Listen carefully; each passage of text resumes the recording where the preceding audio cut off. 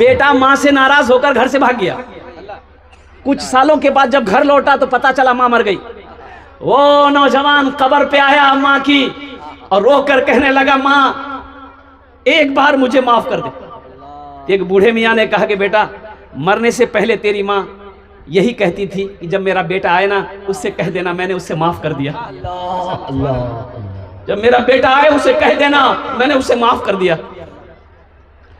नौजवानों, आज ये 5-10 हज़ार रुपए बहुत बड़ी रकम लग रही है आपको, शायद आपको पता नहीं होगा।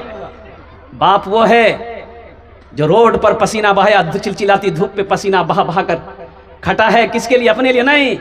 बाप जानता था मेरे घर में मेरा छोटा बेटा है, उसके दूध का इंतजाम करना है।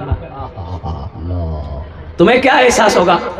अल्लाह के हबीब सल्लल्लाहु अलैहि वसल्लम माँ के शिकम में है, बाप इंतकाल किया, हजरत अब्दुल्ला इंतकाल कर गए। जब इस दुनिया के अंदर में तशरीफ लाए, सुनो, अपनी माँ के साथ में मदीना तशरीफ ले गए। उमर 7 साल, मदीने से वापस आ रहे मक्का अपनी माँ के साथ में। हजरत उम्मे यमन साथ में है। माँ की तबीयत खराब हुई, हजरत आमिना की, इतना बुखार बुखार टूटने का नाम नहीं, इंतकाल कर गई।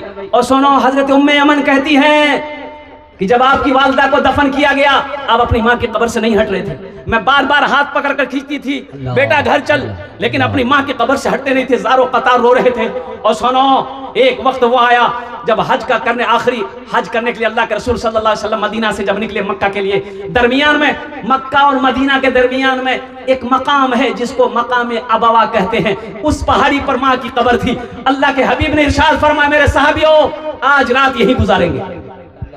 मेरी माँ आमिना की कब्र है। सारे सहाबा रुक गए। अल्लाह के रसूल सल्लल्लाहु अलैहि वसल्लम उस पहाड़ पर चढ़े जहां माँ की कब्र थी।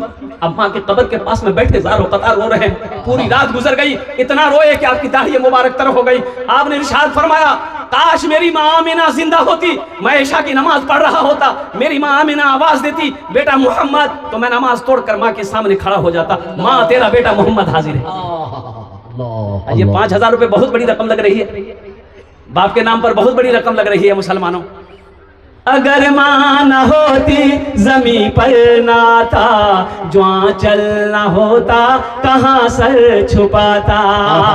अगर माँ न होती जमी पर ना था, जो आंचल न होता कहाँ सर छुपाता।